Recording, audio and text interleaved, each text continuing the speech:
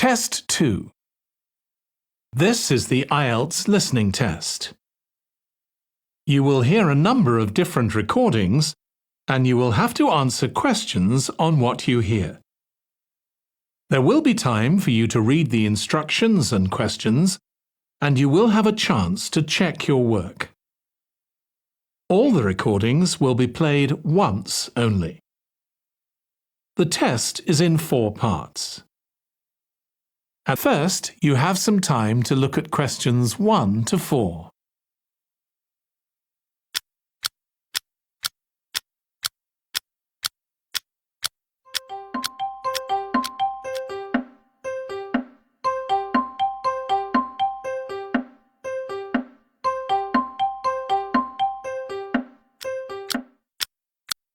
Now listen carefully and answer questions 1 to 4. Good morning. You're through to the Tourist Information Office. Tim speaking. How can I help you? Oh, hello. Could you give me some information about next month's festival, please? My family and I will be staying in the town that week. Of course. Well, it starts with a concert on the afternoon of the 17th. Oh, I heard about that. The orchestra and singers come from the USA, don't they? They're from Canada. They're very popular over there. They're going to perform a number of well-known pieces that will appeal to children as well as adults. That sounds good. My whole family are interested in music. The next day, the 18th, there's a performance by a ballet company called Eustatis. Sorry? The name is spelt Eustatis. They appeared in last year's festival and went down very well. Again, their programme is designed for all ages. Good. I expect we'll go to that. I hope there's going to be a play during the festival. A comedy, ideally. You're in luck. On the 19th and 20th, a local amateur group are performing one written by a member of the group. It's called Jemima. That'll be on in the town hall. They've already performed it 2 or 3 times. I haven't seen it myself, but the review in the local paper was very good. And is it suitable for children? Yes. In fact, it's aimed more at children than at adults. So both performances are in the afternoon. And what about dance? Will there be any performances? Yes, also on the 20th, but in the evening. A professional company is putting on a show of modern pieces with electronic music by young composers. Uh-huh. The show is about how people communicate, or fail to communicate with each other, so it's got the rather strange name, Chat. I suppose that's because that's something we do both face-to-face and online. That's right. Before you hear the rest of the conversation, you have some time to look at questions 5 to 10.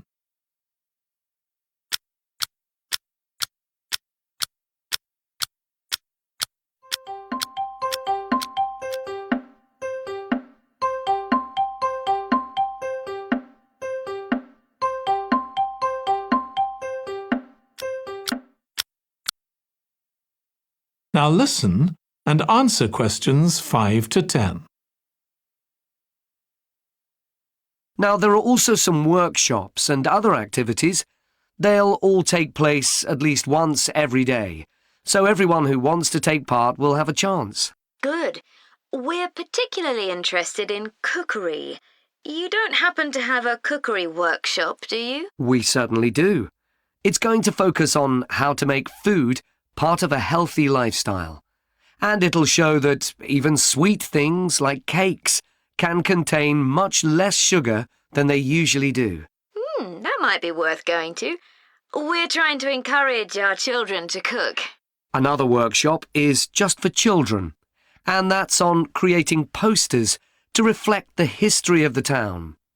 The aim is to make children aware of how both the town and people's lives have changed over the centuries. The results will be exhibited in the community centre. Then, the other workshop is in toy making, and that's for adults only. Oh, why's that? because it involves carpentry. Participants will be making toys out of wood, so there'll be a lot of sharp chisels and other tools around. It makes sense to keep children away from it. Exactly. Now, let me tell you about some of the outdoor activities. There'll be supervised wild swimming. Wild swimming? What's that? It just means swimming in natural waters, rather than a swimming pool. Oh, okay. In a lake, for instance. Yes, there's a beautiful one just outside the town, and that'll be the venue for the swimming. There'll be lifeguards on duty, so it's suitable for all ages. And finally, there'll be a walk in some nearby woods every day. The leader is an expert on insects. He'll show some that live in the woods and how important they are for the environment. So there are going to be all sorts of different things to do during the festival. There certainly are. If you'd like to read about how the preparations for the festival are going, the festival organizer is keeping a blog. Just search online for the festival website, and you'll find it. Well, thank you very much for all the information. You're welcome. Goodbye. Goodbye. That is the end of part 1.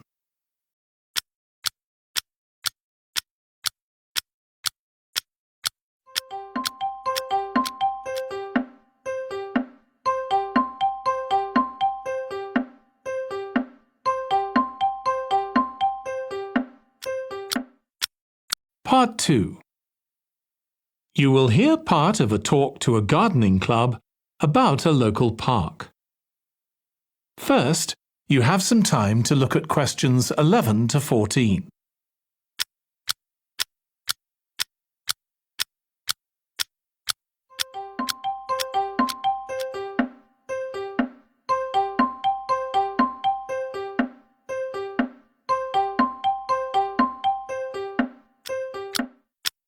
Now listen carefully and answer questions 11 to 14.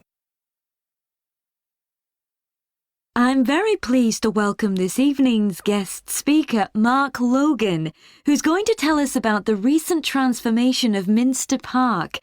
Over to you, Mark. Thank you. I'm sure you're all familiar with Minster Park. It's been a feature of the city for well over a century, and has been the responsibility of the City Council for most of that time. What perhaps isn't so well known is the origin of the park.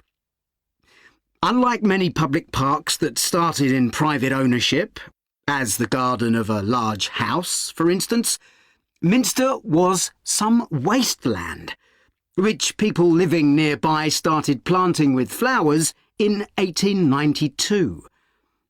It was unclear who actually owned the land, and this wasn't settled until 20 years later, when the council took possession of it. You may have noticed the statue near one of the entrances. It's of Diane Gosforth, who played a key role in the history of the park. Once the council had become the legal owner, it planned to sell the land for housing. Many local people wanted it to remain a place that everyone could go to enjoy the fresh air and natural environment. Remember, the park is in a densely populated residential area. Diane Gosforth was one of those people, and she organised petitions and demonstrations, which eventually made the council change its mind about the future of the land. Soon after this, the First World War broke out in 1914, and most of the park was dug up and planted with vegetables, which were sold locally. At one stage, the army considered taking it over for troop exercises, and got as far as contacting the city council, then decided the park was too small to be of use. There were occasional public meetings during the war, in an area that had been retained as grass. After the war, the park was turned back more or less to how it had been before 1914, and continued almost unchanged until recently. Plans for transforming it were drawn up at various times, most recently in 2013, though they were revised in 2015 before any work had started. The changes finally got going in 2016 and were finished on schedule last year. Before you hear the rest of the talk, you have some time to look at questions 15 to 20.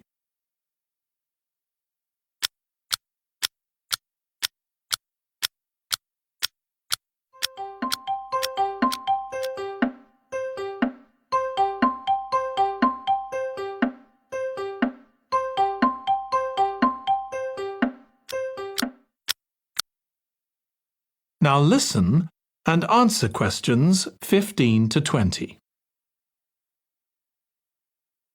OK, let me tell you about some of the changes that have been made and some things that have been retained.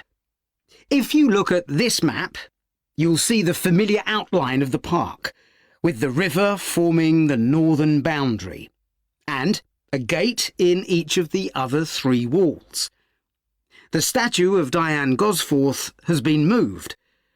It used to be close to the south gate, but it's now immediately to the north of the lily pond, almost in the centre of the park, which makes it much more visible. There's a new area of wooden sculptures, which are on the riverbank, where the path from the east gate makes a sharp bend. There are 2 areas that are particularly intended for children. The playground has been enlarged and improved, and that's between the river and the path that leads from the pond to the river. Then there's a new maze, a circular series of paths separated by low hedges. That's near the west gate. You go north from there towards the river and then turn left to reach it. There have been tennis courts in the park for many years, and they've been doubled, from 4 to 8. They're still in the southwest corner of the park, where there's a right-angle bend in the path. Something else I'd like to mention is the new fitness area. This is right next to the lily pond on the same side as the west gate. Now, as you're all gardeners, I'm sure you'll like to hear about the plants that have been chosen for the park. That is the end of part 2.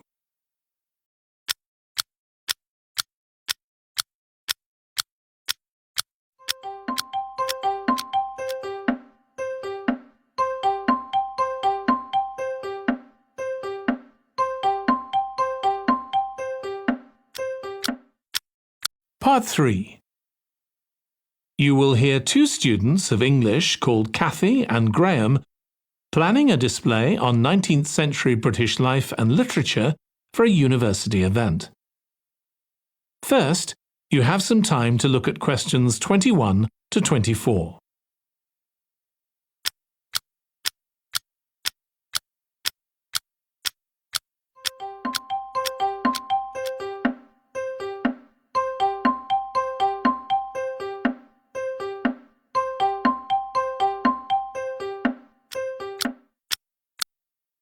Now listen carefully and answer questions 21 to 24. OK, Graham, so let's check we both know what we're supposed to be doing. OK. So, for the university's open day, we have to plan a display on British life and literature in the mid-19th century. That's right. But we'll have some people to help us find the materials and set it up, remember? For the moment, we just need to plan it. Good. So, have you gathered who's expected to come and see the display? Is it for the people studying English or students from other departments? I'm not clear about it. Nor me. That was how it used to be, but it didn't attract many people, so this year it's going to be part of an open day to raise the university's profile. It'll be publicised in the city to encourage people to come and find out something of what goes on here. And it's included in the information that's sent to people who are considering applying to study here next year. Presumably, some current students and lecturers will come. I would imagine so. But we've been told to concentrate on the other categories of people. Right. We don't have to cover the whole range of 19th century literature, do we? No, it's entirely up to us. I suggest just using Charles Dickens. That's a good idea. Most people have heard of him and have probably read some of his novels or seen films based on them. So that's a good lead-in to life in his time. Exactly. And his novels show the awful conditions that most people had to live in, don't they? He wanted to shock people into doing something about it. Did he do any campaigning other than writing? Yes, he campaigned for education and other social reforms and gave talks. But I'm inclined to ignore that and focus on the novels. Yes, I agree. Before you hear the rest of the discussion, you have some time to look at questions 25 to 30.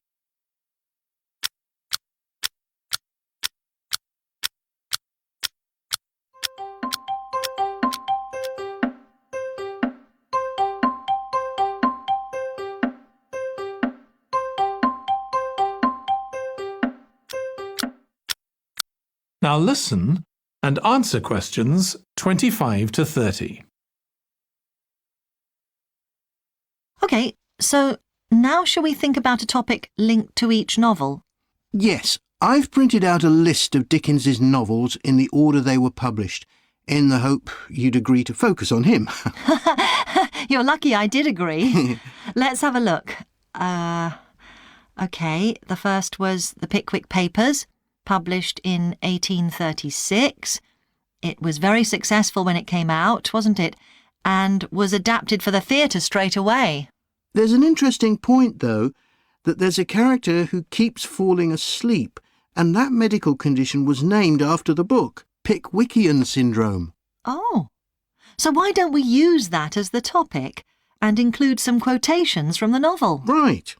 Next is Oliver Twist. Mm-hmm. There's a lot in the novel about poverty, but maybe something less obvious. Well, Oliver is taught how to steal, isn't he? We could use that to illustrate the fact that very few children went to school, particularly not poor children, so they learnt in other ways. Good idea. What's next? Maybe Nicholas Nickleby? Actually, he taught in a really cruel school, didn't he? That's right. But there's also the company of touring actors that Nicholas joins. We could do something on theatres and other amusements of the time. We don't want only the bad things, do we? OK. What about Martin Chuzzlewit? He goes to the USA, doesn't he? Yes. And Dickens himself had been there a year before and drew on his experience there in the novel. I wonder, though. The main theme is selfishness. So we could do something on social justice? No, too general. Let's keep to your idea. I think it would work well. He wrote Bleak House next. That's my favourite of his novels. Yes, mine too. Oh, His satire of the legal system is pretty powerful. that's true. But think about Esther, the heroine. As a child, she lives with someone she doesn't know is her aunt, who treats her very badly. Then she's very happy living with her guardian, and he puts her in charge of the household. And at the end, she gets married, and her guardian gives her and her husband a house, where, of course, they're very happy. Yes, I like that. What shall we take next? Little Dorrit? Old Mr. Dorrit has been in a debtor's prison for years. So was Dickens's father, wasn't he? That's right. What about focusing on the part when Mr. Dorrit inherits a fortune and he starts pretending he's always been rich? Good idea. OK. So next we need to think about what materials we want to illustrate each issue. That's going to be quite hard. That is the end of part 3.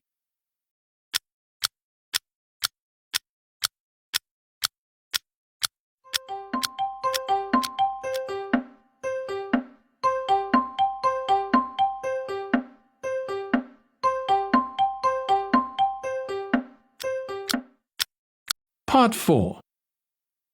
You will hear part of a presentation about an agricultural program in the country of Mozambique.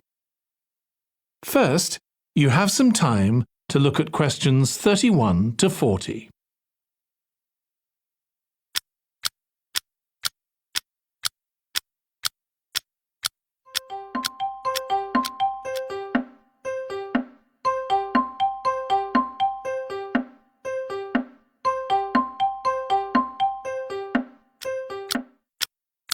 Now listen carefully and answer questions 31 to 40.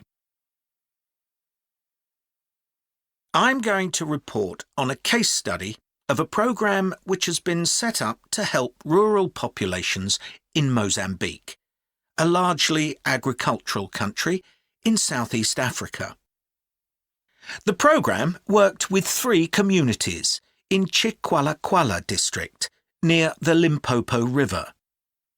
This is a dry and arid region with unpredictable rainfall. Because of this, people in the area were unable to support themselves through agriculture, and instead they used the forest as a means of providing themselves with an income, mainly by selling charcoal. However, this was not a sustainable way of living in the long term, as they were rapidly using up this resource. To support agriculture in this dry region, the program focused primarily on making use of existing water resources from the Limpopo River by setting up systems of irrigation, which would provide a dependable water supply for crops and animals. The program worked closely with the district government in order to find the best way of implementing this. The region already had one farmers' association, and it was decided to set up 2 more of these. These associations planned and carried out activities including water management, livestock breeding and agriculture. And it was notable that in general, women formed the majority of the workforce. It was decided that in order to keep the crops safe from animals, both wild and domestic, special areas should be fenced off where the crops could be grown. The community was responsible for creating these fences, but the program provided the necessary wire for making them. Once the area had been fenced off, it could be cultivated. The land was dug so that vegetables and cereals appropriate to the climate could be grown, and the program provided the necessary seeds for this. The program also provided pumps so that water could be brought from the river in pipes to the fields. However, the labour was all provided by local people, and they also provided and put up the posts that supported the fences around the fields.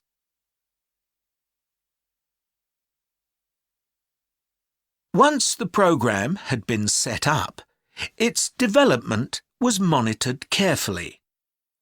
The farmers were able to grow enough produce not just for their own needs, but also to sell. However, getting the produce to places where it could be marketed was sometimes a problem, as the farmers did not have access to transport, and this resulted in large amounts of produce, especially vegetables, being spoiled. This problem was discussed with the farmers' associations, and it was decided that in order to prevent food from being spoiled, the farmers needed to learn techniques for its preservation. There was also an additional initiative that had not been originally planned, but which became a central feature of the program.